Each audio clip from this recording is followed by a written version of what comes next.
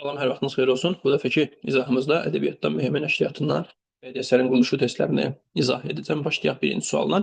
Deməli, yumorla bağlı hansı fikrin doğru olduğunu müəyyən eləyin. Yumor göz yaşları içində gülüşdür. Yəni müəllif hər hansı bir obraza sanki yazığı gələrək gülür. Yumor bax budur. Deməli, A variantında satiradan fərqli olaraq öldürücü gülüşdür. Xeyr. Yumor öldürücü gülüş deyil, öldürücü gülüş satiradır. Yumşaq gülüş olan yumordan daha çox romantik cərəyan nümayəndələri istifadə edir. Romantik cərəyan deyil, realist üslubun nümayəndələri daha çox istifadə edir bundan. Daha sonra yumor yazısının tənqid obyektinə olan səmimiyyətindən yaranır. Bəli, bu doğrudur, elədir ki, var. Bu gülüş növündə obyektə qarşı nifrət hissi oyadılır. Bu satiradır. Müəllif təəssüfünə yer verilən bu gülüşlə yalnız təhkiyə əsaslı əsərlərdə istifadə edilir. Səhvdir, dramatik əsərlərdə də ola bilər. Daha sonra ikinci sualda deyir ki, əsərdə mövzunun əhatə dairəsini genişləndirir fikrini aşağıdakılardan hansına aid etmək olar? Bu yardımcı mövzudur. Əsərdə əsas mövzunun açılmasına xidmət eləyir, kömək olur. Yardımcı mövzu cavab D variantı. Ekspozisiya və proloqu müqayisəsidir. Deməli, təhkiyə əsasında yazılan əsərlərdə mövcud ola bilir. Bəli, ekspozisiya mənlə bağlı doğrudur, amma proloqa da aiddir bu. Getdi. Əsərin əvvəlində olur. Bəli, ekspozisiya əsərin əvvəlində olur, amma proloqa da aiddir bu. Ona görə yenə sildik. Süjetin tərkib hissələrindən biridir. Ekspozisiya bəli, amma proloq xeyir. Əsərdə hadisələrin qurulmasının tərkib hissəsi kimi çıxış edir. Əsərdə hadisələrin qurulmasının tərkib hissəsi olaraq çıxış edir. Bax, bu fikir yanlışdır. Ortaq fikir olaraq yanlış fikirdir. Niyə ortaq fikir olaraq yanlış fikirdir? Çünki hadisələrin qurulması, əlaqələndirilməsi kompozisiya deməkdir. Süjetlə əlaqəli anlayış deyil. Qurulma dediyi üçün bunu yalnız proloqa aid edirik, ekspozisiyaya aid eləmirik. Daha sonra 5 hadisə ilə yığcam tanışlıq hissəsidir. Proloq bəli, hadisə ilə yığcam tanışlıq hissəsidir. Bunu doğru götürə bilərik. Baxın, ekspozisiya əsərin girişidir, başlanğıcdır. Proloqda da proloq əslində əvvəldə olur. Sadəcə proloq əhatə dairəsinə görə, həcminə görə daha kiçik olur və proloq sanki ekspozisiyanın əvvəlidir. Belə deyək də proloqa. Ona görə 5-i götürürük doğru fikir kimi. Daha sonra 6 lirik əsərdə geniş yer istifadə edilir. Bu tamamən səhvdir. Götürmürəm, cavab çıxır yalnız 5 variantı. Daha sonra dördüncü sualda deyir ki, aşağıdakılardan biri epiqrafa aiddir. Epiqrafda əsərin əvvəlində verilən hikmətli fikirlər, yəni əsər başlamazdan əvvəl verilir bu. Süjetə daxil deyil. Deməli, doğruna aid axtarırıq. Həyata əks etdirmə üsullarının hamısında əsərin əvvəlində mütləq istifadə olunmalıdır. Birincisi mütləq istifadə olunmalı deyil. Bu yanlışdır. İkincisi də həyata əks etdirmə üsulları, məsələn, tərənnüm. Tərənnümdə adətən epiqraf olmur. Ona görə bu səhvdir. Hadisələr müəllif tərəfindən vurulan bədii yekundur. Epiqraf yekunda olmur, əvvəldə olur. Süjetin tərkib hissələrindən yalnız ekspozisiyanın əvvəlində verilə bilər. Yanlışdır. Niyə yanlışdır? Çünki ola bilər ki, əsərin hissələrin arasında da epiqrafa yer verilsin. Ona görə bu da səhvdir. Özündə əks etdirdiyi fikirlərə əsərin forma xüsusiyyətlərini açır. Əsərin forma xüsusiyyətlərinin əlaqəsi belə yoxdur. Məzmuna nisbətən yaxınlığı var. Onu sildik. Əsərin ideyası ilə oxuyucunu bu və ya digər şəkildə tanış edir. Bəli, doğrudur. Çünki hər hansı bir epiqrafı oxuyanda əsərin əvvəlində sən əsər haqqında müəyyən təsəvvürə sahib olursan artıq. Yəni əsəri bilmirsən, əsərin məzmununu bilmirsən. Amma məsələn, Bir Gəncin manifestində göz yaş, bahar hissəsi var. Orada həmin hissənin əvvəlində bütün xoşbəxt ailələr bir-birinə bənzəyir. Bədbəxt ailələrin isə hərəsi bir-birinə görə bədbəxtdir. Bu fikir yazılıbdır. Yəni sən onu oxuyanda əsəri oxumazdan əvvəl əsər haqqında hər hansı bir məlumata sahib olmursan. Yəni süjetini bilmirsən. Sadəcə səndə bir təəssürat yaranır ki, orada hadisələr mənfi cərəyan edəcək. Kimlərinsə həyata mənfi nüanslar olacaq. Çünki bədbəxtlikdən danışılır. Yəni əsərin süjeti haqqında məlumat vermir, amma ki oxucuda müəyyən qədər təəssürat formalaşdırır. Daha sonra 5-ci sual. Nizami Gəncəvinin İskəndərnamə poemasında dastanın xülasəsi və İskəndərin Cahangirli tarixi adlı başlıq kompozisiyanın hansı ünsürünə aiddir, uyğundur. Bu təbii ki, proloqa uyğundur. Kompozisiya ünsürü dediyi üçün təbii ki, mən burada ekspozisiyanı siləcəm, qaldı yerdəkilər. Bu da başlanğıc olduğu üçün proloqa uyğun gəlir. Əsərin forma xüsusiyyətlərinə uyğun gələn anlayış hansıdır? Forma deyirsə, yəni görürsən sən onu. Bu janr nəzərdə tutulacaq. Mövzu, ideya, problem və məzmun, yəni sən əsəri oxumamış bunları bilmirsən. Ona görə bu məzmun xüsusiyyətlərinə aiddir, janr isə forma xüsusiyyətinə aiddir. Daha sonra 7-ci sualda tip və xarakteri müqayisə eləyibdir. Eləyək. Deməli, oxşarlıqlardan əmələ gəlib bəli tip. Tip müəyyən oxşar insanların ümumiləşdirilmiş obrazıdır. Doğrudur bu. Sonra əsasən epik əsərlər üçün səciyyəvidir. Bu ortaqdır. Ortaqda. Daha sonra üçüncü fikir, həmişə mənfi obrazlarla ifadə olunur. Xarakter adətən müsbət olur. Daha sonra fərdi xüsusiyyətlərin məcmusudur. Bəli, xarakter fərdi xüsusiyyətlərin məcmusudur. Yəni hər kəsdən fərqlənən obrazdır. Doğrudur bu. Daha sonra 5 həm epik, həm də dramatik əsərlərdə özünü göstərə bilir. Tip də xarakterdə həm epik, həm də dramatik əsərlərdə özünü göstərə bilir. 1, 4, 5 cavab B variantı. Daha sonra hansı anlayışla bağlı xüsusiyyət verilməyib? Əsərdə təsvir olunan hadisənin mərkəzində durur. Bu baş qəhrəmandır. Sonra fərdi və konkret mahiyyət daşıyır. Bu xarakterdir. Fərdidir çünki. Əsərdə münaqişənin həllində bu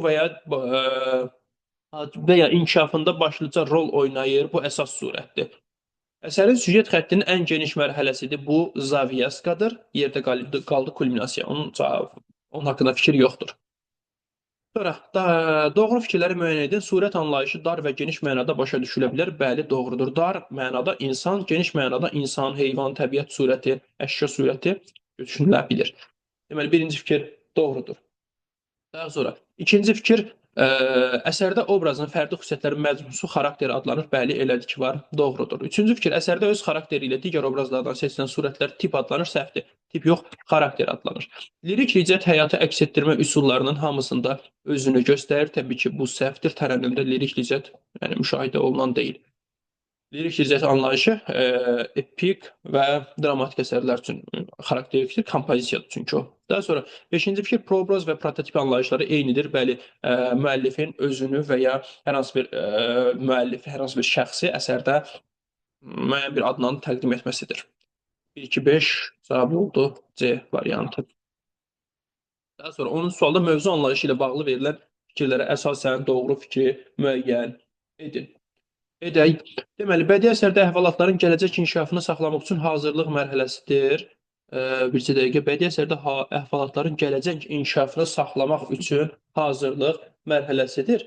Bu doğru deyil. Çünki mövzu əsər hardan götürülübdür? Nə üçün yazılıb? Yəni bir növ əsəri başlamaq üçün bir növ təkandır deyək biz buna. Ona görə bunu yanlış götürəcəyik. Daha sonra B variantı qələmə aldığı həyat hadisəsi haqqında yazıcının gəldiyi qənaətdir. Qənaət ideyadır. Bu da səhvdir. Əsərdə təsvir edilən hadisələrin müəyyən xətt üzrə inkişafı bu süjetdir. Hadisələrin bir-biri ilə əlaqələndirilməsi və müəyyən bir sistemdə qurulması bu kompozisiyadır. Yazıcı tərəfindən dərk edilən və əsərə gətirilən həyat hadisələri bəli doğrudur. Yəni yazıcı bunu hardan götürüb yazıbdır. Bax, bu mövzudur. Yazıcı tərəfindən dərk edilibdir və bədii əsər formasında ərsəyə gətirilibdir. Cavab E variantı. 11-ci sualda bədii əsərdə tip anlayışına aid edilmiş əlamətlərdən biri səhv göstərilmişdir. Səhvi axtarırıq. Deməli, tip anlayışı hadisələr insanlar arasındakı oxşar cəhətləri ifadə edir. Bəli, oxşar anlayışların ümumiləşdirilmiş surəti formasında çıxır ortaya. Daha çox dramatik və epik əsərlərdə olan anlayışdır, doğrudur.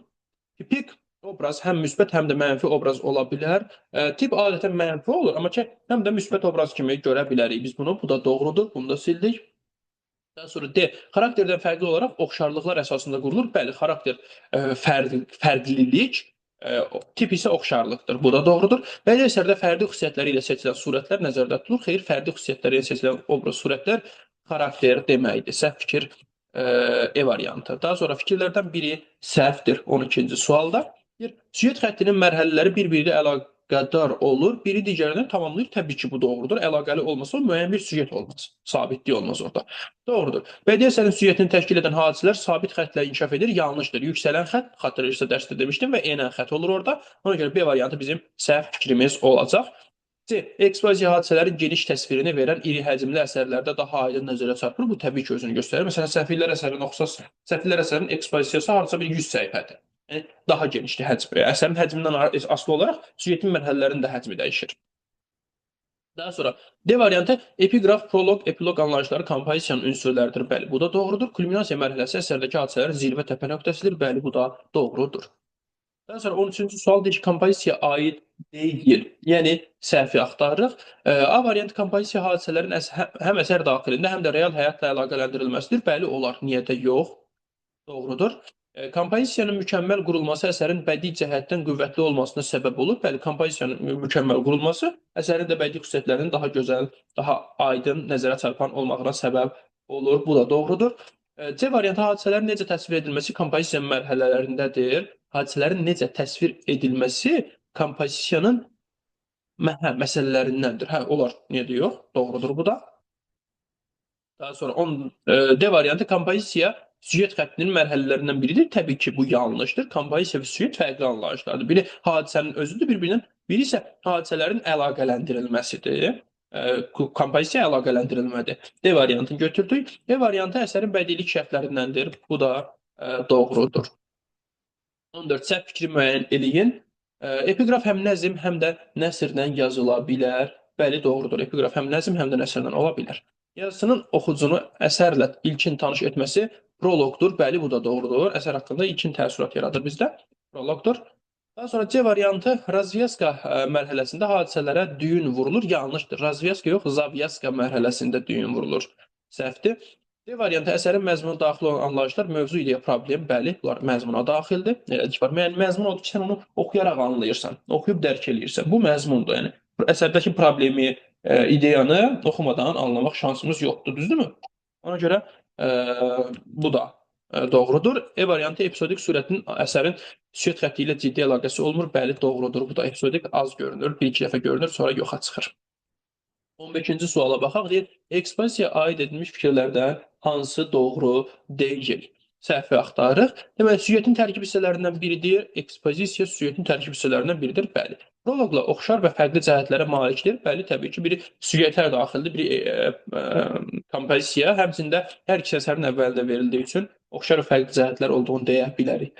Daha sonra C variantında deyir ki, hadisələrin başlanğıcı bu mərhələdə ifadə olunur. Bəli, hadisələrin başlanğıcı məhz ekspozisiya mərhələsidir. Daha sonra D variantı razvyaskada olan açılış burada düyünlənir. Ekspozisiyada düyün olmur, zavyaskada düyün olur. Səhv fikir. D variantı irəcimli əsərlərdə daha aydın nəzərə çarpır. Bəli, təbii ki, doğrudur.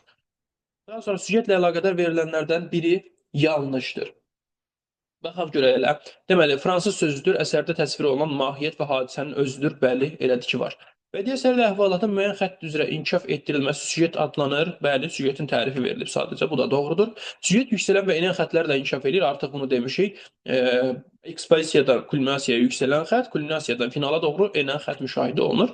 Süjetin son mərhələsindən əvvəlki mərhələsi, yəni razvyaska, razvyaskadır. Bəli, doğrudur. Finaldan əvvəlki mərhələ razvyaska. Bu da doğrudur. Bütün epik əsərlərdə vahid süjet xətti özünü göstərir. Təbii ki, bu yanlışdır. Məsələn, təmsil yox. Hər hansı bir poema götürək, epik əsərdə ola bilər ki, vahid süjet xətti olmasın. Deməli, E variantı səhv fikirdir, götürdük. Daha sonra 17-ci sual proobraz nədir? Dedik ki, proobraz nədir? Bayaq dedik. Proobraz və ya prototip eyni anlayışlardır. Hər hansı bir müəllifin özü ola bilər, başqa real şəxsiyyətlər əsərdə öz adı ilə yox, adətən başqa adla təqdim olunur. Yəni əsərdə canlandırılmasıdır. Deməli, əsərdə surətin sözlə təsviri bu təsvirdir sadəcə. Portret daha doğrusu. Oxşar xüsusiyyətə malik insanların ümumiləşdirilməsi tip, obrazların fərdiləşdirilməsi xarakterdir. Hər hansı bir şəxsin həyatının və fəaliyyətinin ümumiləşdirilməsi, bəli dedim axı, real bir şəxs əsərə daxil edilir. Cavab D variantı. Bədii əsərdə hadisələrin bir sistemdə qurulması, bu da kompozisiyadır.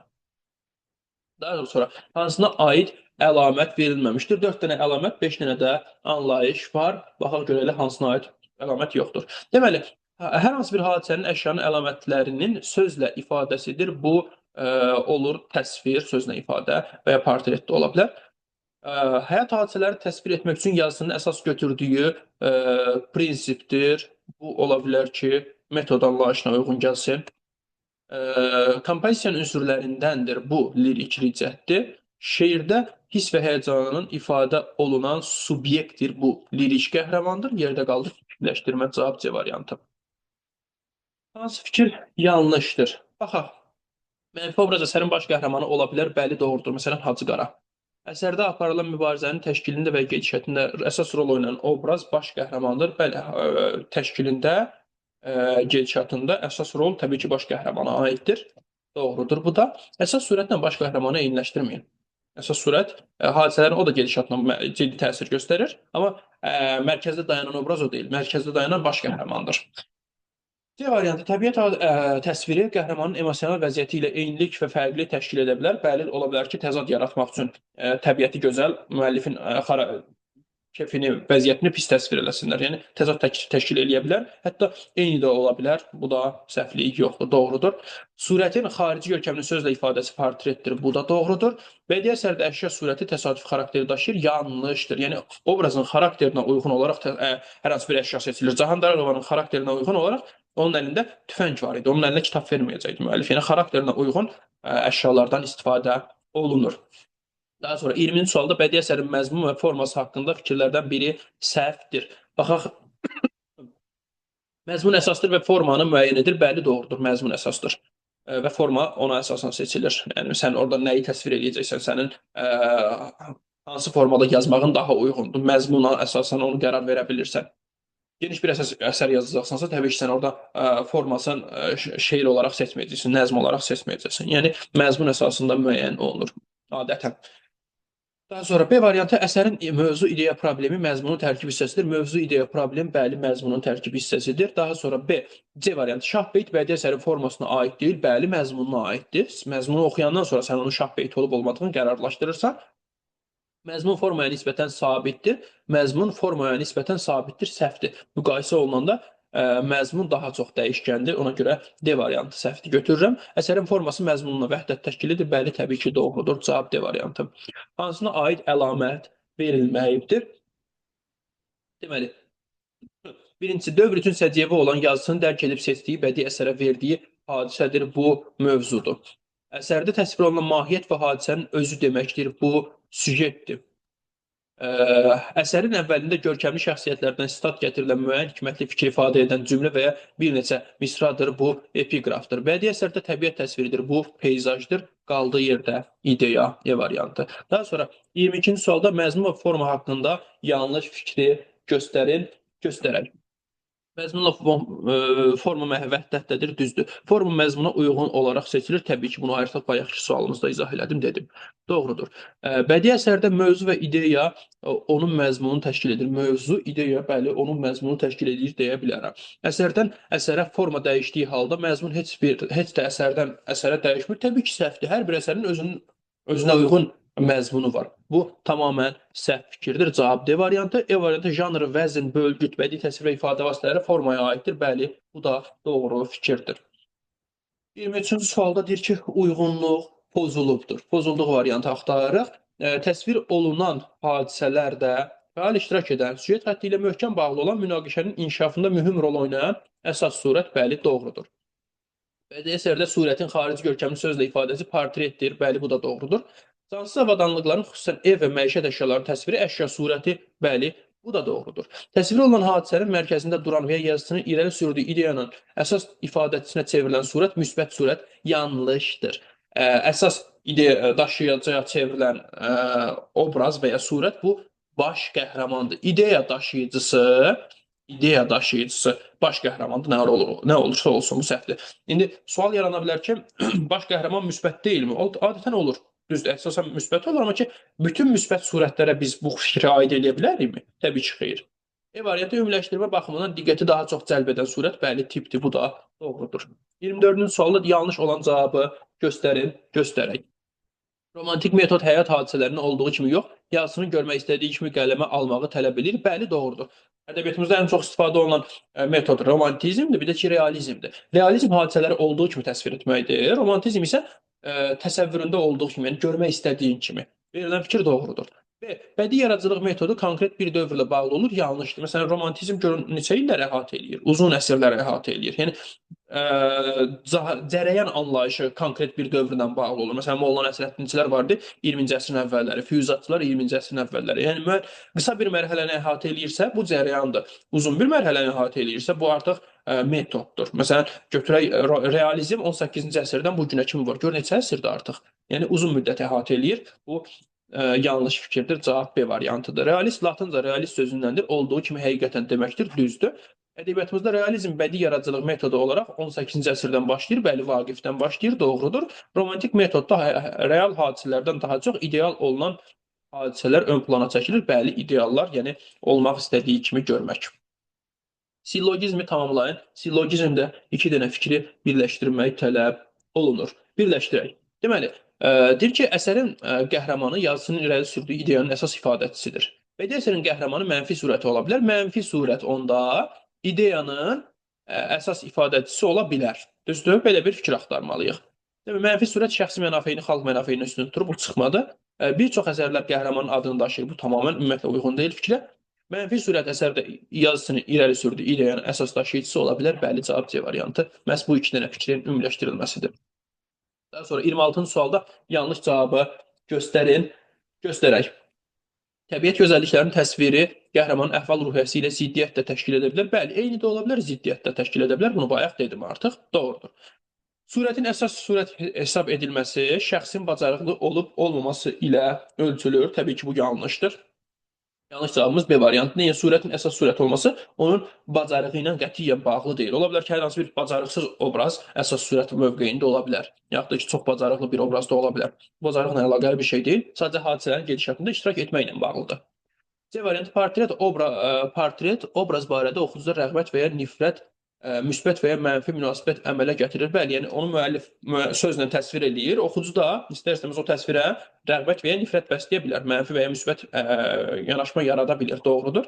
Zavyaska bir qayda olaraq süjetin daha böyük mərhələsidir. Bəli, süjetin ən böyük mərhələsi məhz Zavyaskadır. Ekspozisiya ilə kulminasiyanın arasında olan mərhələ. Doğrudur. Daha sonra E variantı epiloqda müəllif bütün əsər boyu qaldırdığı məsələləri yekunlaşdırır. Bəli, epiloq əsərin sonluğudur və orada bütün məsələlər yekunlaşdırılır. Doğrudur. 27-ci sual doğru variantı göstərin. Deyir ki, realist yaradıcılıq metodunda həyat hadisələrinə subyektiv münasibət üstünlük təşkil edir. Səhvdir, realizmdə obyektiv münasibət olur. Subyektiv, yəni özünə uyğun düşünmək. Bu romantizmə uyğun gələn bir fikirdir. Daha sonra B variantı proloq, epiloq əsasən iri həcmli epik janrlarda işlənir. Proloq, epiloq əsasən iri həcmli epik janrlarda işlənir. Əslində doğru hökmdür bu. Belə ki var. Yəni proloqda, epiloqda daha çox iri həcmli əsərlərdə olur ki, çünki onları proloq əsərin əvvəlində ümumiləşdirmədir. Epiloqda əsərin sonundakı ümumiləşdirmədir. Yəni ümumiləşdirmə aparırsansa, sən geniş olanları nəyisə ümumiləşdirirsən də, yəni bu doğru fikirdir. Ona görə bunu götürürəm cavaba. Proloqda yazısının qaldırdığı məsələlər yekunlaşır. Proloq əvvəldir, səhvdir. Kompozisiya əsərdə təsvir olunan mahiyyət və hadisənin özü deməkdir. Kompozisiya deyil, süjet bu fikrə uyğundur, səhvdir. Baş qəhrəman ancaq müsbət surət olur. Bayaq dedik ki, bu yanlışdır, mənfi də ola bilər. Daha sonra biri haqqında məlumat verilməyibdir. Yenə də 4 fikir, 5 anlayış. Baxaq görək hansı haqqında məlumat verilməyibdir. Deməli, hadisənin inkişafına ciddi təsir göstərməyən və oxucunun nəzərinə az çarpan surət bu epizodik surətdir. Həyatda yaşayan və hansısa bədii obrazın mənbəyinə çevrilən surət bu prototipdir. Yəni real həyatda olan bir obrazdır bu. 3. Fərdi xüsusiyyətləri ilə diqqəti daha çox cəlb edən surət bu xarakterdir. Əsərdə irəli sürülən ideyalara qarşı çıxan surət bu mənfi surətdir. Yerdə qaldı tip anlayışı. Tip ümumiləşdirmədir. Daha sonra 29 yanlış olan fikri göstərək. Deməli, ədəbi cərəyan bədii yaradıcılıq metodu ilə müqayisədə daha geniş, davamlı anlayışdır. Yanlışdır. Metod daha davamlıdır, daha uzun müddəti əhatə eləyir. Ona görə səhv elə A variantıdır. B variantı ustad rolunu oynayan sənətkar sələf, onun davamçısı isə xələfdir. Bəli, ustad sələf, davamçı xələfdir. Bu doğrudur. Nizami, Füzuli, Vaqif ədəbi məktəbi yaratmış sənətkarlardır. Bəli, bundan sonra onun davamçıları bunların ədəbi məktəbini yaradıblar. Doğrudur. Ədəbiyyatda iki əsas yaradıcılıq metodu, romantik və realist metod var. Ədəbiyyatımızda olsa bu daha uyğundur. Yəni bizim ədəbiyyatımızda iki əsas metod romantiklə realistdir. Ədəbi cərəyan məhdud anlayış olduğundan hər hansı bir xalqın ədəbiyyatında geniş yayılmaya da bilər. Bəli, doğrudur bu da. Çünki Molla Nəsrəddinçilər bizdə var idi. Fransız ədəbiyyatında Molla Nəsrəddinçi var. Təbii ki, xeyr, yanlışdır. Yəni cərəyan anlayışı daha məhdud anlayışdır. Daha sonra 30-cu sualda kompozisiya ilə bağlı yanlış fikri göstərək. Epiqraf, proloq, epiloq, lirik haşiyə kompozisiyanın ünsürləridir. Bəli. Epiqraf kimi ifadə olunan fikirlər müəllifin öz misraları ola bilər. Bəli, doğrudur. Müəllif hər hansı bir öz statını özü bəyənər, qoyar əsərin əvvəlinə. Bununla bağlı bir məhdudiyyətimiz yoxdur. C. Lirik haşiyə lirik, epik və dramatik əsərlərdə özünü göstərir. Səhvdir. Lirik haşiyə bu kompozisiya ilə bağlı anlayışdır. Kompozisiya da lirik əsərlərdə Olmur. Cavab C variantı. D. Bədii əsərdə təbiət təsviri peyzajdır. Bəli. Proloq və epiloq əsasən iri həcmli əsərlərdə olur. Bəli, bu da doğrudur. 31-ci sualda xarakterlə bağlı doğru fikirləri istəyir. Baxaq görək elə nədir. Deməli, əsərdə olan bütün əsas surətlərə xarakter demək olar. Təbii ki, yanlışdır. Fərdi xüsusiyyətlərindən seçilən obrazı deyilir xarakter. Xarakter daha çox obrazın ümumiləşdirilməsi yolu ilə yaranır. Ümumiləşdirmə yox, fərdiləşdirmə yolu ilə yaranır. Səhvdir bu da. Lirik əsərlərdə müəllifin yaratdığı obraz hiss və həyəcanı ilə kəskin formada ifadə olunubsa, buna xarakter deyilir. Yenə də yanlışdır. Yəni obrazın hiss və həyəcanları kəskin formada ifadə olunduğu üçün onu biz xarakter deyə bilmərik. Bunu da səhv götürürəm. Əsərdə olan müsbət surətlər xarakter hesab olunur. Yəni, bütün müsbət surətlərə mən xarakter deyə bilmərəm, axı bunu da yanlış sayıram. Obrazın fərdi xüsusiyyətləri ilə daha çox seçilməsi xarakterdir. Bəli, bu doğrudur. Fərdi xüsusiyyətlərin məcmusudur. Fərdi xüsusiyyətlərindən seçilmədi. Daha sonra 32-ci sualla bağlıdır ki, səhvi seç.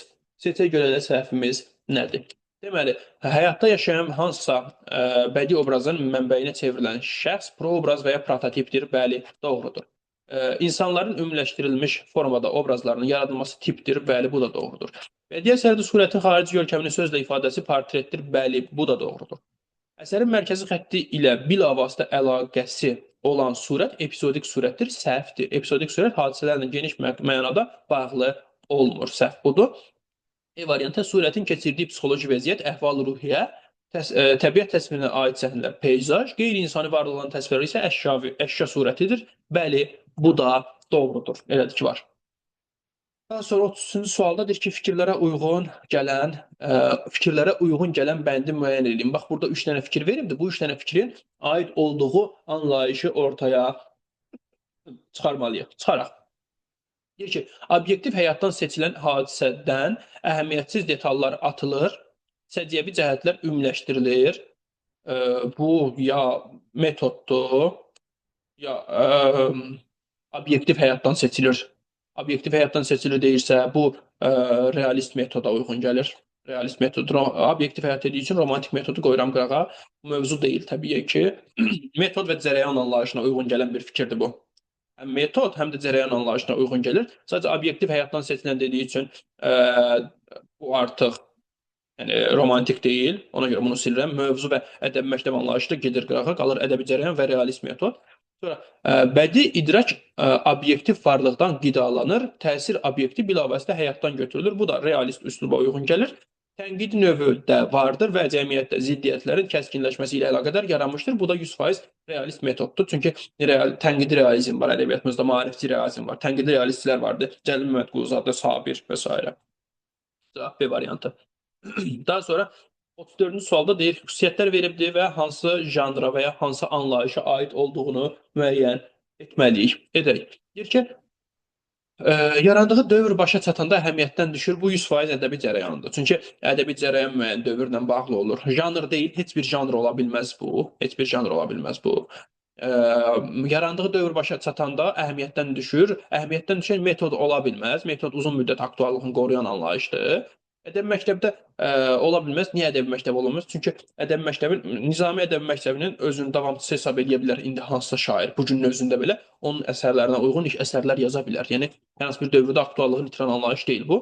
Yerdə qalır ədəbi cərəyan. O bir fikirlərə də baxaq. Tarixin müəyyən mərhələlərində sənətkarların əqidə, məslək və ideyaca birləşməsidir. Bəli, doğrudur. Necə Molla Nəsrəddinçilər birləşmişdi, eyni qaydada. Yaranması konkret tarix şəraitlə əlaqədar olur. Bəli, bu da doğrudur. Sırf ədəbi cərəyana aid fikirlərdir bu fikirlər. Daha sonra deyir, ədəd oxunda məzmun və formanı nəzərə alıb nöqtələrin yerinə yazıla biləcək sözləri müəyyən eləyin. Məzmun, forma, mövzu məzmundan bağlıdır. Janr, vəzn, bu da forma ilə bağlıdır. Yəni, mən bu nöqtələrin yerinə məzmunla bağlı söz yazmalıyam. Bu nöqtələrin yerinə isə forma ilə bağlı hər hansı bir anlayışı əlavə etməliyəm. Belə qafiyə bura yazıla bilməz. Çünki bu qafiyə məzmunla yox, forma ilə bağlıdır. B variantı, ideya bəli bura yazıla bilər. İdeya çünki məzmunla bağlıdır. Bölgü bəli bura yazıla bilər. Forma ilə bağlıdır. Cavab elə B variantıdır. Bölgü mövzu ilə bağlı deyil, getdi. Bölgü mövzu ilə bağlı deyil, yenə getdi. Bədii ifadə vasitələri mövzu ilə bağlı deyil. Bu da getdi. Cavab olacaq B variantı. Daha sonra 36-cı sualda hansı fikir doğrudur? Məhz doğrunu axtarırıq. Axtaraq. Deyir ki, eyni obraz həm xarakter, həm də tip ola bilməz. Səhvdir. Eyni obraz həm xarakter, həm də tip ola bilər. Unutmayın bu fikri. Daha sonra tuyuq lakonik şeirdir, həzəc bəhrində olur. Tuyuq lakonikdir, amma həzəc yox, rəməl bəhrində olur. Səhvdir. Qəzəl və qitənin qafiyə quruluşu eynidir. Səhvdir. Qəzəllə qitənin birinci beyti fərqli qafiyələr. Qəzəl AA, qitə AB.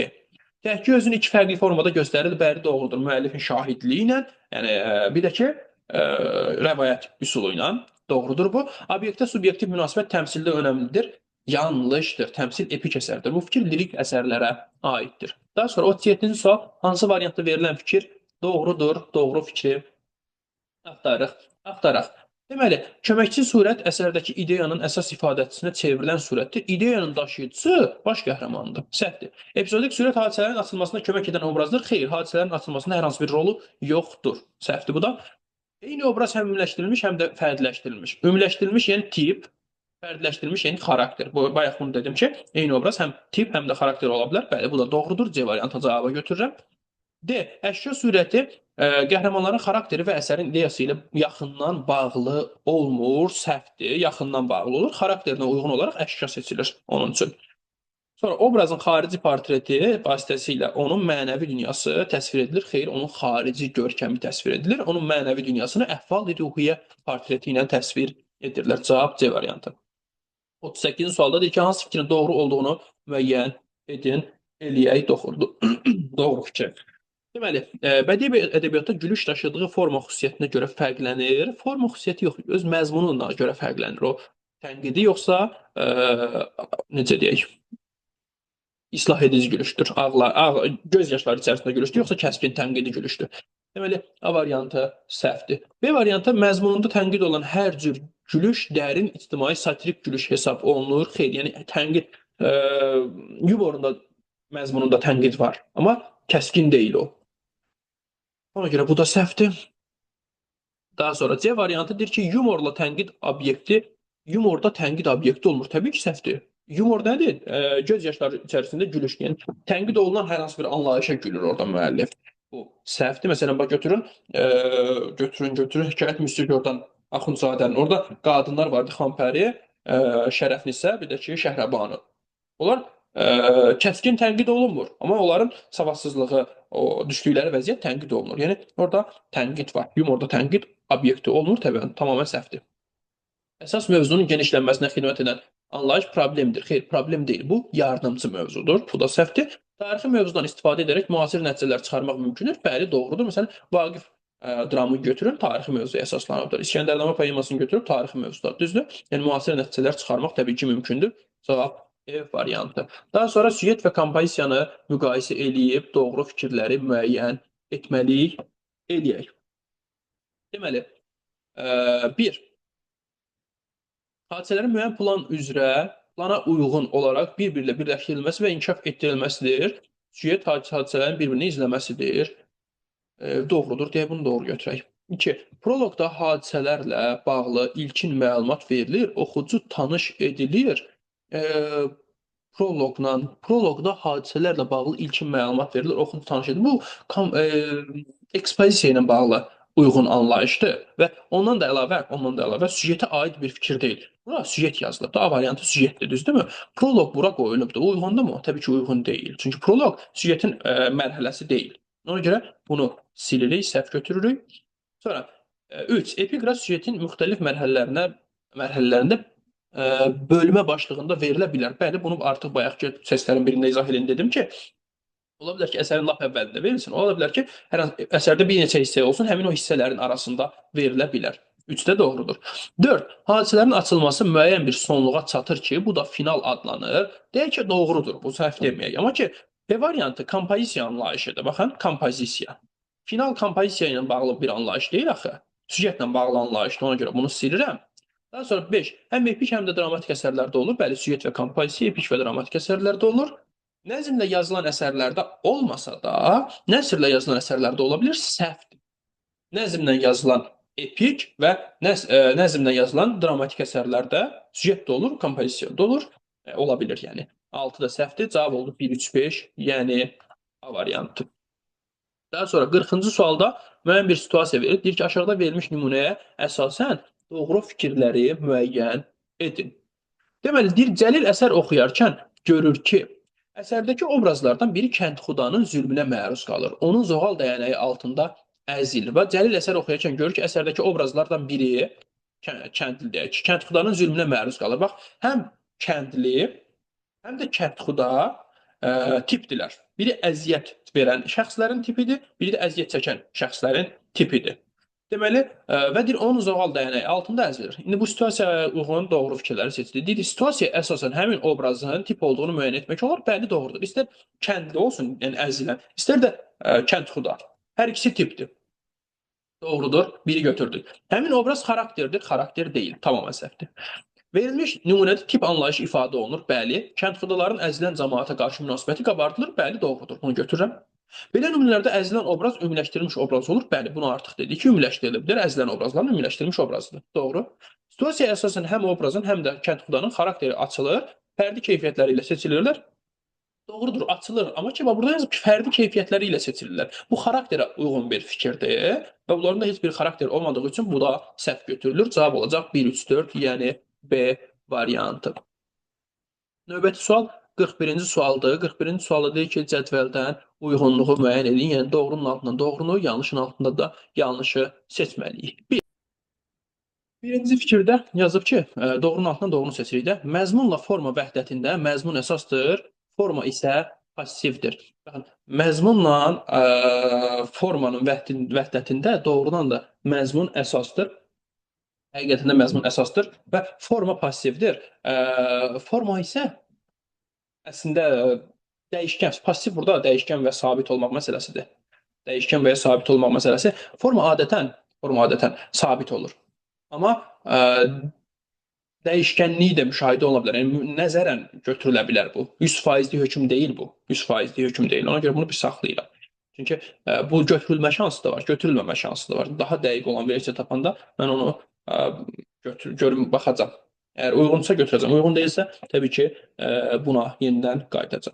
Daha sonra 2. Əsərdə ideya yazıçının gəldiyi nəticə, təbliğ etdiyi fikir, onun dünya görüşü hansı mövqedən çıxış etməsi ilə bağlıdır? Bəli, yəni çıxarılan, gələn əsər müəllifin çıxardığı ideya, oxucuya çatdırmaq istədiyi fikir öz təfəkküründən qaynaqlanır. Yəni müəllif cəmiyyətdə hər hansı bir problemi görür, onu işıqlandırır, orada müəyyən bir ideya qoyur ortaya ki, insanlara çatdırılsın. Yəni burada müəllif özünün düzgün etdiyi ideyanı oxucuya çatdırmağa çalışır. Bunu doğru götürək. Bu doğrudur 100%. Sağ tərəfdə yanlışın altından yanlışları seçməliyik. Həyatda yaşayan bir adamın həyatının ümumiləşdirilməsi prototip hesab olunur, lakin proobraz hesab olunmur. Tamamilə səhvdir. Prototip və proobraz eyni anlayışlardır. Səhv olduğu üçün bunu da götürürəm. Əsərdə münaqişənin inkişafında və ya həllində başlıca rol oynayan şəxs əsas surətdir. Bəli, bu doğrudur əslində. Əslində doğrudur. Münaqişənin inkişafında və həllində başlıca rol oynayan şəxs əsas surətdir. Yəni bunu doğru kimi düşünmək olar. Amma yanlışın altında deyə bunu da götürmürəm. Cavab nə çıxır? Cavab çıxır 2-3 E variantı. Bir yenidən qayıdıram. Deyir ki, məzmunla forma vəhdətində məzmun əsasdır. Bəli, bu doğrudur. Forma isə passivdir. Forma isə passivdir. Bu fikir ümumiyyətlə səhvdir. Forma isə passivdir. Forma adətən sabit olur, amma formanın dəyişkən olma məqamları da mümkündür. Yəni dəyişkən də ola bilər. Deyək ki, hər hansı bir əsəri mən oxuyuramsa, gedib bu əsəri kiməsə danışanda, şeir formasında olan əsəri mən sadəcə forma olaraq nəsr formasında danışa bilərəm. Formanın yəni dəyişkən olmaq şansı da var. Cavab 2-3 E variantı olmalıdır. 42-ci sualda hansı fikir yanlışdır? Yanlışı axtarıq, tapaq. Deməli, A variantı deyir ki, bədii əsərdə əsərin mərkəzi xətti ilə bilavasitə əlaqəsi olmayan obrazda iştirak edə bilər. Bəli, doğrudur. Bu episodik surətdir.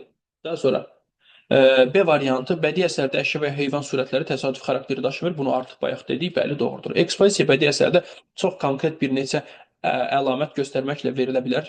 Olar, niyə də yox? Doğrudur. Yəni əsərin əvvəlində konkret bir neçə əlamət göstərilə bilər. Ekspozisiya doğrudur. Ekspozisiyadan sonra onun davamı kimi hadisələrin getdikcə mürəkkəbləşməsi razviyaskada baş verir. Təbii ki, bu yanlışdır. Zavyaska olmalıdır burada. Daha sonra E variantı, əsərdə ziddiyyətlərin münaqişənin yüksək dərəcəyə çatması razviyaska mərhələsindən öncə olur. Razviyaskadan öncə kulminasiyadır. Bəli, doğrudur. 43-cü sualda deyir ki, uyğunluq pozulub, doğrunun qabağından yanlış, yanlışın da qabağından doğru axtarırıq. Axtaraq. Deyir, əsas sürət bəzən əsərdə o qədər də görünməyən bir obraz ola bilər. Hadisələrin gedişatına ciddi təsir göstərirsə, o əsas sürətdir. Daha çox görünməmə şansı da var, düzdür? Yəni deyək ki, hər hansı bir əsərdəki əsas sürət anlayışı kəskin şəkildə gözə çarpa bilər. Başqa bir əsərdəki əsas sürət anlayışı isə çox ciddi şəkildə görünməz, amma hadisələrin gedişatına ciddi təsir göstərər. Bu doğrudur. Doğru yazıb çünki təbiət surəti hər zaman qəhrəmanın əhval-ruhiyyəsinə uyğunlaşdırılır, səhvdir. Əhval-ruhiyyəsinə uyğun ola da bilər, olmaya da bilər. Doğru, yəni yerindədir. Bu da səhvdir, qabağına da səhv yazılıbdır. Təsvir olunan hadisənin mərkəzində duran və yazısını irəli sürdüyü ideyanın əsas ifadəsinə çevrilən surət bədii əsərin əsas surəti hesab olunur. Əsas surəti yox, baş qəhrəman hesab olunur. Bu yanlışdır. Qabağına da yanlış yazdığı üçün bunu götürmürəm. Əsərin baş qəhrəmanı müsbət surət ola bilsə də mənfi surət ola bilməz. Bu yanlışdır. Mənfi surətdə ola bilər, amma qabağına doğru yazdığı üçün bu uyğunsuzluqdur. Xarakter insanın ictimai mövqeyindən, psixologiyasından, əxlaqi görüşündən irəli gəlir. Bəli, bu da doğrudur, yerindədir. 44-cü sualda deyir ki, doğru fikri müəyyən eləyin, eləyək. A variantı mövzu tarixi xarakteri daşıyır, doğrudur. Siyasi xarakteri daşımır, yanlışdır. Daşıya bilər. Mövzu aktuallığı dövrə görə dəyişir. Mövzunun aktuallığı dövrə görə dəyişir. Bu ola bilər, niyə də yox? Yəni mövzunun aktuallığı dövrdən asılı olaraq dəyişə bilər. Doğrudur bu. İdeya mövzunun açılmasına istiqamət verir. İdeya mövzunun açılmasına istiqamət vermir. Mövzu ideyanın açılmasına istiqamət verir, səhvdir. Əsərdə müxtəlif mövzular olsa da müəllif hamısına eyni dərəcədə münasibət bildirməlidir. Xeyr, hər bir mövzu, yəni əsərdə bir neçə mövzu ola bilər. Onlardan biri əsas mövzudur, qalanları yardımçıdır. Eyni dərəcədə münasibət bildirilə bilməz, səhvdir. Mövzu yazıcı tərəfindən dərk edilən dövr üçün səciyyəvi olması əhəmiyyətli olmayan anlayışdır, əksinə olan anlayışdır. Səhvdir, bu da cavab B variantı. 45-ci sualda yanlış cavabı müəyyən eləyin, eləyək. Deməli, təbiət gözəlliklərinin təsviri qəhrəmanın əhval-ruhiyyəsi ilə ziddiyyət təşkil edə bilər. Bəli, eyni də ola bilər, ziddiyyət təşkil edə bilər. Bu doğrudur. Proloq oxucunu əsərdəki söhbətə yönəltsə də, epiqrafın belə bir məcburiyyəti yoxdur. Əslində yanlışdır. Proloqun, daha doğrusu epiqrafın əsas məqsədi oxucuda ilkin fikir formalaşdırmaq, ilkin fikrini formalaşdırmaq və oxucunu əsəri oxumağa yönəltməkdir. Ona görə B variantı səhvdir götürürəm. Portret obraz barədə oxucuda rəğbət və ya nifrət, müsbət və ya mənfi münasibət əmələ gətirir. Bəli, doğrudur. Əsərdə təsvir olunan hadisənin mahiyyəti və özü süjeti ifadə edir. Bəli, budur, doğrudur.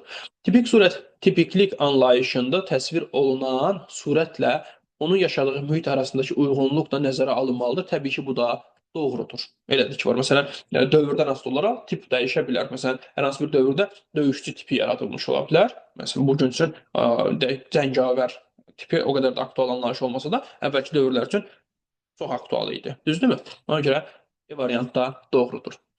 Daha sonra 45-ci sual, ekspozisiya və proloq. Bunu səhv etmirəmsə, əvvəlki suallarda belə bir şey çıxmışdı bizim qabağımıza. Düzdürmü?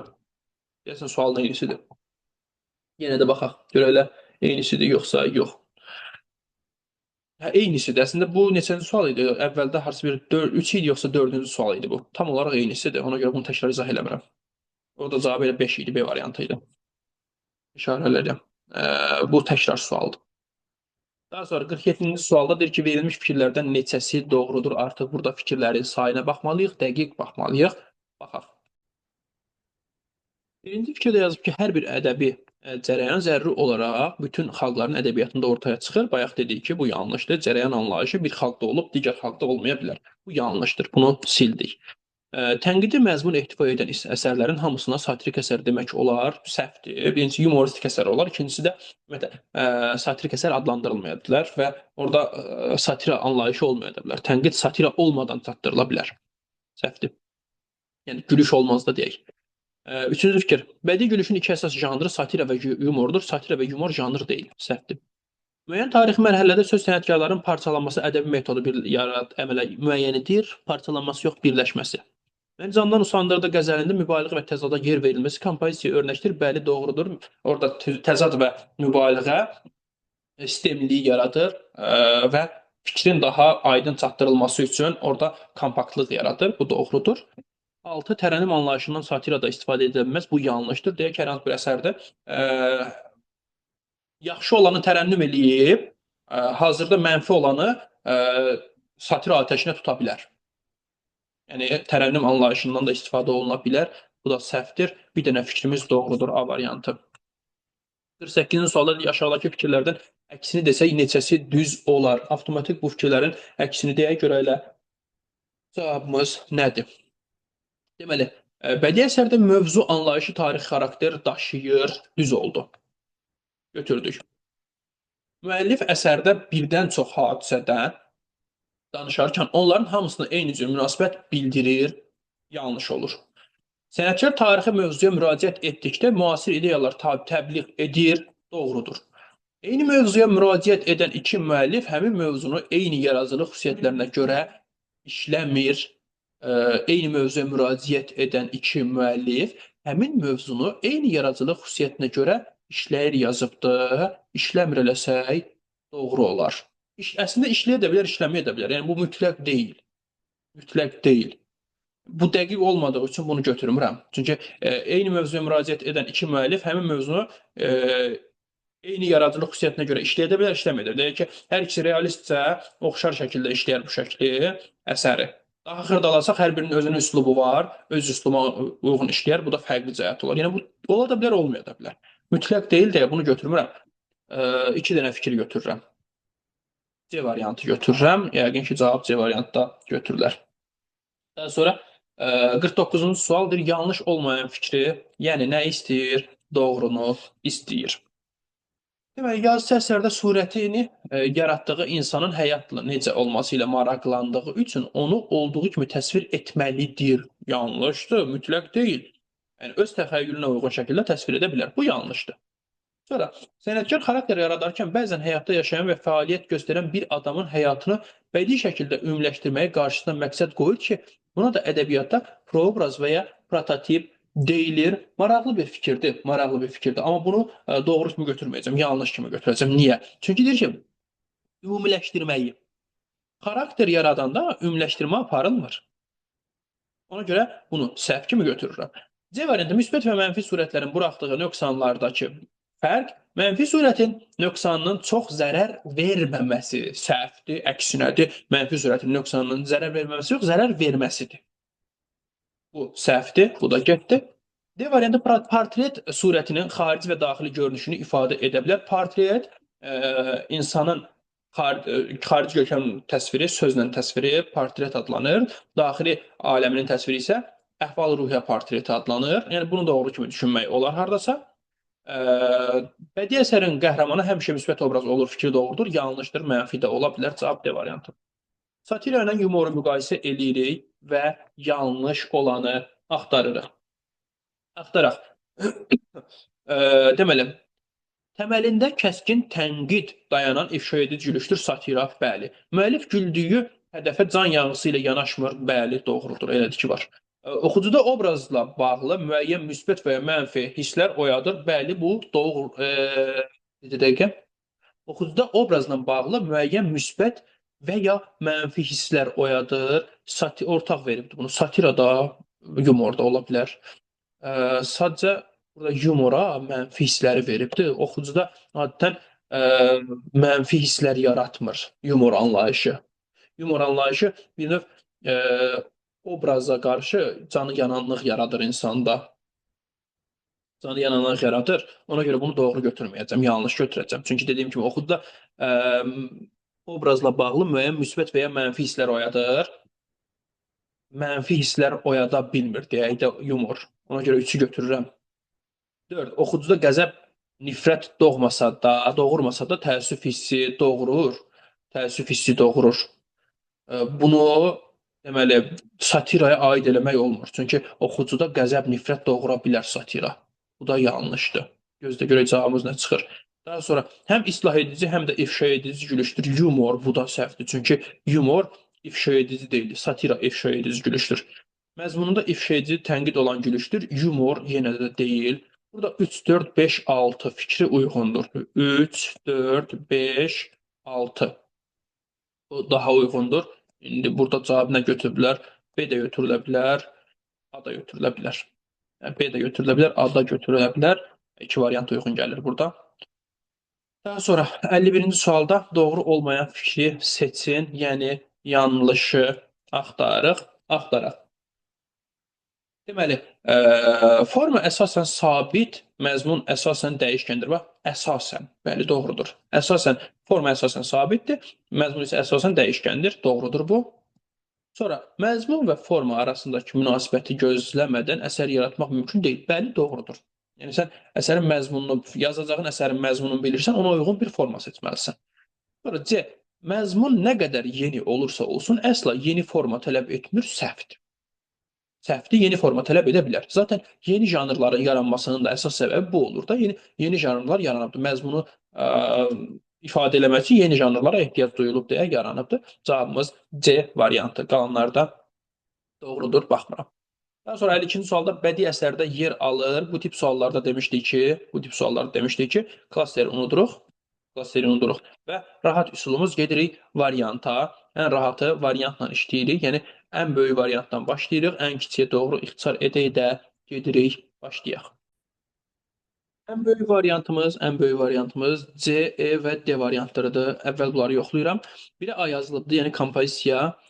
D, E, F, G-də kompozisiyaya aid edilən fikirlərdir. D-də yazıb ki, tərkibindəki anlayışlar sabit ifadə yeri var, doğrudur. İşləndiyi bütün əsərlərdə eyni şəkildə özünü göstərir, səhvdir. Bu səhvdir, ona görə avtomatik A variantını silirəm. Yəni 1-ə A, 2-yə D yaza bilmərəm. Bu tamamilə səhv olur. Sonra E variantını yoxlayıram. 1-ə B, yəni süjet yazılıbdır. 2-yə də C, D, E, C yazılıbdır. Bunu da silirəm. Niyə? Çünki D variantı tamamilə səhv fikirdir. Eyni şəkildə özünü göstərir. Tam səhv fikirdir. Ona görə bunu silirəm hamısından. D variantı olmuşsa. D variantını yoxlayıram. 1-ə B, 2-yə C, E, F, G. Yəni süjetə aid fikirlər. C variantı hadisənin başlanğıcı və sonu arasındakı məsafədə baş verənlər bu anlayışı təşkil edir. Bəli, doğrudur. Doğrudur, bunu götürürük. Sonra E variantı deyir ki, İskəndərnamə əsərində bu anlayışı nümunə kimi göstərmək olar. Bəli, doğrudur. Həm süjeti var, həm kompozisiyası. Yəni burada da süjet deyir, uyğun gəlir. F variantı hadisələrin yalnız yekunu kimi çıxış edir. Təbii ki, bu uyğun deyil. Təbii ki, uyğun deyil. Hadisələrin yekunu nədir? Süjet deyil, kompozisiya deyil. Yekun ya epiloq anlayışına uyğun gəlir. Ona görə bunu sildik. A ilə yox, B-yə baxaq. 1-ə AB, 2-yə C, E, G. Süjetlə kompozisiyanın ortaq fikir. C-ni yazıblar. Hadisənin başlanğıcı və sonu arasındakı məsafədə baş verən bu anlayışı, bax, süjetdir bu. Süjet anlayışına uyğun gəlir bu. Süjet hadisənin hadisə anlayışıdır. Süjetdir, baş verənlər deyir özdə. Baş verənlər dediyi üçün bu hadisədir. Hadisə də süjet anlayışına uyğun gəlir, kompozisiya anlayışına uyğun gəlmir. Sonra A variantı qalır cavabımız. 1-ə AB, 2-yə EC, EC. Yəni ikisi üçün ortaq. İskəndərnamə və əsərini bu anlayışı nümunə kimi göstərmək mümkündür. Bəli, göstərə bilərik. Çünki hər əsərdə həm süjet, həm də kompozisiya var. Kifayət qədər aydın görünür bu. C variantında deyir ki, bu anlayış daha çox epik və dramatik əsərlərdə özünü göstərir. Bəli, bu da doğrudur. Cavab eləməz A variantı uyğundur. Daha sonra 53-cü sualda tip və xarakterin müqayisəsini görürük. Baxaq. Deməli, və bizdən deyir ki, uyğunluğu müəyyən edin. Xarakter fərdi xüsusiyyətləri ilə diqqəti daha çox cəlb edən surətdir. Bəli, doğrudur. Biri götürdük. Daha sonra ikinci fikir deyir ki, ümumiləşdirmə baxımından diqqəti daha çox cəlb edir. Səhvdir, bu tipdir. Daha sonra üçüncü fikir ictimai mühitdə təsvir olunan obrazdır. Bəli, amma ortaqdır. Həyatda yaşayan və hansısa obrazı, bədii obrazın mənbəyinə çevrilən şəxsdir. Bu prototipdir, səhvdir. Bədii təfəkkürün məhsuludur. Bəli, həm tip, həm də xarakter bədii təfəkkürün məhsuludur. Daha çox müsbət mənada işlənir. Xarakter hə tip, amma adətən mənfi olur.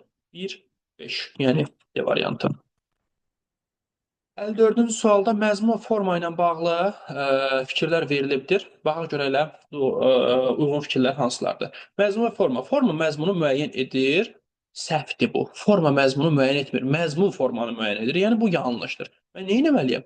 Avtomatik yanlış fikirləri seçməliyəm. Birincisi, forma daha çox dəyişkəndir, yanlışdır. Məzmun daha çox dəyişkəndir, məzmun əsasdır. Bəli, ideya formaya aiddir, ideya məzmuna aiddir. Bu da səhvdir. Məcazlar formaya aiddir. Bəli, doğrudur. 1-3 cavab B variantı. Daha sonra 55-ci sualda deyir ki, klasteri tamamlayan fikri müəyyən edin. Klasteri tamamlayan. Klasterdə baxaraq prolog haqqında verilən fikir doğrudur, yoxsa yanlış?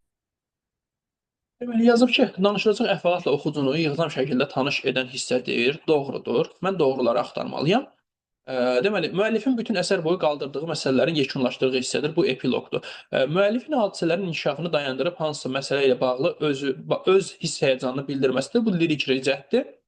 Müəllif bəzən əsəri yazmaqda hansı məqsəd gütdüyünü bildirir, müəyyən arzu və istəklərini çatdırır. Proloqda girişdə belə bir detal keçə bilər. Yəni ola bilər ki, hansı məqsədlə yazdığını göstərsin. Bu doğru götürülə bilər. Həm əsərin əvvəlində, həm də ayrı-ayrı hissələrinin, fəsillərinin başlanğıcında verilə bilər. Bu epiqrafla bağlı anlayışdır, səhvdir. Görkəmli şəxsiyyətlərdən müəyyən hikmətli fikri ifadə edən bu da epiqrafdır, səhvdir. Cavab olacaq C variantı. 56-cı sualdadır ki, doğru fikirlərin sayını müəyyən eləyin. Təsvir olunan hadisənin mərkəzində duran surət, obraz, mənfi surət yanlışdır. Bu hadisələrin mərkəzində duran əsas surət olur adətən. Münaqişənin inkişafında başlıca rol oynayan şəxs müsbət surət, xeyr. Bu da əsas surətdir. Sonra şəxsi mənafeyini hər şeydən üstün tutan surət bu əsas surət deyil, bu mənfi surətdir. Hadisələrin inkişafına ciddi təsir göstərməyən və oxucunun nəzərinə az çarpan surət, epizodik surət doğrudur. Əsərdə başqalarının humanist hissəsinə yanaşan, ideyaya xidmət edən obraz əsərin qəhrəmanıdır. Əsərin qəhrəmanı ideyaya xidmət eləyir, doğrudur. Bəs yaxşı, başqalarına humanist hissəyə yanaşarmı bu fikrə bir göz yezdiriək? Bəli, doğrudur. Çünki əsərin baş qəhrəmanı məhz həmin obrazdır. Həmin obraz əsasən müsbət obraz olur. Amma istisnaları təbii ki var və müəllif ideyalarını çatdırdığı üçün humanist olması əsas götürülən məsələlərdən biridir. Bunu da doğru götürsək, 2 dənə fikrimiz doğru olur. Cavabımız olur B variantı. 57-ci sualda cədvələ əsasən uyğunsuzluğu müəyyənləşdirir. Yanlış fikrin qabağında qara. Qaranın yerinə yanlış yazıram. Qalanına doğru yazıram. Doğru, yanlış, doğru, yanlış. Deməli, qara rəng yanlışdırsa, ağ rəng ağdır və bizdən uyğunsuzluğu istəyir. Yəni, buna uyğun gəlməyən variantı axtarırıq. Deməli, kompozisiya məzmun anlayışına daxildir, yanlışdır, forma anlayışına daxildir. Uyğundur. Həyat hadisələrinin bədii əsərdə bir-biri ilə əlaqələndirilməsi kompozisiyadır, bəli, doğrudur, yerindədir. Epiqrafda yazıcı oxucunu əsərdə danışılacaq əhvalata hazırlar, yanlışdır. Çünki epiqrafda əhvalat haqqında hər hansı bir detal yoxdur. Qabağına da yanlış yazıldığı üçün yerindədir. Daha sonra D variantı epiqraf, proloq, epiloq, lirik hissət və s. kompozisiyanın ünsürləri sayılır. Bəli, doğrudur, bu da yerindədir. Peyzajlardan, portretlərdən istifadə kompozisiyanı mükəmməlləşdirir. Təbii ki, doğrudur bu, amma qabağına yanlış yazıldığı üçün bunu uyğunsuzluq kimi götürürəm. Sonra 58-ci sualda ədəbi cərəyanla bağlı doğru, bədii metodla bağlı isə yanlış fikirləri axtaraq. Deməli, 1. Konkret tarixi şərait ilə əlaqədar yaranır və konkret bir dövrlə bağlı olur və doğrudur. Belə ki var. Cərəyan haqqında doğrudur bu. Hər hansı bir xalqın ədəbiyyatında yaranan ədəbi cərəyan mütləq digər xalqların ədəbiyyatında olmalıdır. Səhvdir. Təbii ki, bu olmaya da bilər. Daha sonra bədii metodla bağlı yanlışı axtarırıq artıq. Daha geniş və daha davamlı anlayışdır metod, bəli. Çox böyük dövr əhatə edir, bəli, bu doğrudur. Götürmürəm. Realist metodda müəllifin hadisələrə subyektiv münasibəti dominantlıq təşkil edir. Yanlışdır. Hadisələr subyektiv yox, obyektiv yanaşması dominantlıq eləyir, üstünlüyü təşkil edir. Bu yanlışdır, yanlışın altındadır. Götürürəm 1-4 cavab D variantı. 59-cu sualda yenə də bayaq yuxarıda gördüyümüz sual tipidir. Burada da klasteri unuduruq. Sadəcə verilən variantlar üzəri ilə işləyirik, cavaba gedirik. Başlayaq. Variantımız E variantıdır. E-ni yoxlayaq, ondan sonra digərlərini yoxlayaq. 1-ə yazılıb AB, 1-ə yazılıb AB, 2-yə yazılıb E və Ə variantları. Deməli, AB, yəni tənqidi realizm və maarifçi realizm. Onların ikisinə də aid fikir kimi E-ni yazıb. Yazıb Cəlil Məmmədquluzadə, Sabir, Akverdiyev kimi nümayəndələr var. Tənqidi realistçilərdir. Maarifçi realistçilərə aid edilə bilməz. Getdiyə variantı. Qaydaq indi A variantına. Böyük variantımız digəri odur. 1-ə A yazılıb, yəni tənqidi realistlər. 2-yə də C, E, Ə. C variantında cəmiyyətin inkişafına mane olan hadisələrin səbəbini açmağa çalışır. Bəli, doğrudur. E variantı Cəlil Məmmədquluzadə, Sabir və Haqverdiyev kimi nümayəndələr var. Bəli, bu da doğrudur. E variantı hadisələrin təsvirinə həyat hadisələrinə sadiq qalmaq ön plandadır. Yəni olduğu kimi göstərmək. Bəli, bu da doğrudur. Cavabımız elə A variantı olacaq. Digər variantlarınızda özünüz yoxlaya bilərsiniz. Daha sonra 60-cı sualda deyir ki, uyğunsuzluğu müəyyənləşdirin. Doğru fikrin qarşısında dairə. Dairəyə doğru yazıram. Yanlış fikrin qabağında isə 3 bucaq işarəsi qoymuşdur. Yanlış, doğru, yanlış, doğru. Deməli, dairələr doğrudur, 3 bucaqlar yanlışdır. Və bizdən də deyir ki, uyğunsuzluğu seçin. Seçək.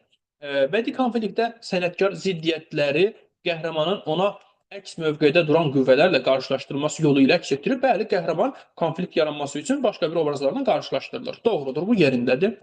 Sonra B variantı romantik metodda sənətkar real həyatdakı hadisələri olduğu kimi təsvir edir. Səhvdir. Bu realist metodla bağlıdır. Qabağına yanlış yazıbdır. Bir dəqiqə. Hə, yerindədir bu da.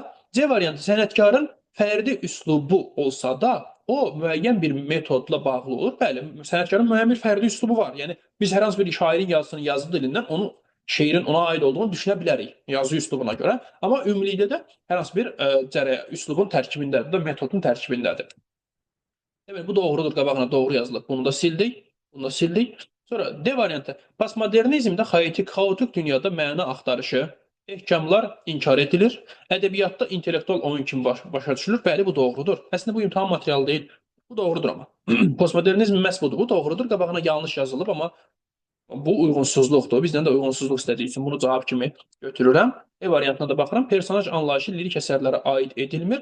Bu termin daha əsasən əsərdəki ikinci dərəcəli iştirakçılar haqqında işlədilir. Bu da uyğundur əslində. Yerdə qaldığında cavabımız nə? D variantı. Deməli, 61-ci sualda dedik, doğru fikirlərinin sayını müəyyənləşdirin, müəyyənləşdirək. Deməli, deyir ki, bədii əsərin mövzu ideyası onun məzmununu təşkil edir. Bəli, bu doğrudur. Elədir ki, var. Deməli, məzmun və forma vəhdətində forma aparıcıdır, yanlışdır. Məzmun aparıcıdır. Janr, vəzn, bölgü, qafiyə, bədii məcazlar və s. bədii əsərin formasına aid anlayışlardır. Bəli, doğrudur. Yazıcı formanı məzmuna uyğun olaraq seçir, səhvdir. Bəli, düzdür. Formanı məzmuna uyğun olaraq seçir, doğrudur. Məzmuna nisbətdə forma daha çox dəyişikliyə uğrayır, səhvdir. Məzmun daha çox dəyişikliyə uğrayır. Eyni məzmunda müxtəlif formalı əsərlər yaratmaq mümkün olduğu halda, eyni ideyalı müxtəlif məzmunlu əsəri yaratmaq mümkün deyil. Yəni, iki dənə müxtəlif əsərin ideyası eyni ola bilməz deyir bu. Yanlışdır təbii ki. Bunu da yanlış olaraq qeyd edilir. Deməli, doğruların sayını istəyir. Birincisi doğrudur, üçüncüsü və dördüncüsü, yəni üç dənə fikir doğrudur. Cavab C variantı. 62-ci sualda doğru olmayan fikri müəyyənləşdiririk. Deməli, yanlış yəni. Yanlış axtarırıq. Bədii gülüş həyat hadisələrini əks etdirməyin bir formasıdır, düzdür. Satirik gülüş vasitəsilə ictimai nöqsanlar kəskin tənqid edilir, düzdür. Humoristik gülüşdə müəllif gülüş hədəfinə çevirdiyi qüvvələrə düşmək yox, dost mövqeyinə yanaşır, bəli, onların halına acıyır, yanır, doğrudur. Yumor satiradan fərqli olaraq tənqidi mahiyyət daşımır, səhvdir. Yumor da tənqidi mahiyyət daşıyır. Sadəcə hər hansı bir obraza yazığı gələrək tənqid eləyir də bir növ. D variantı cavabımızdır. E variantı satira oxucuda tənqid hədəfinə qarşı qəzəb, nifrət hissi doğurduğu halda yumor, mərhəmət hissi oyadır. Bəli, bu da doğrudur. Cavab olacaq D variantı. Bu qədər videonu bəyənməyi və kanala abunə olmağı unutmayın. Sağ olun.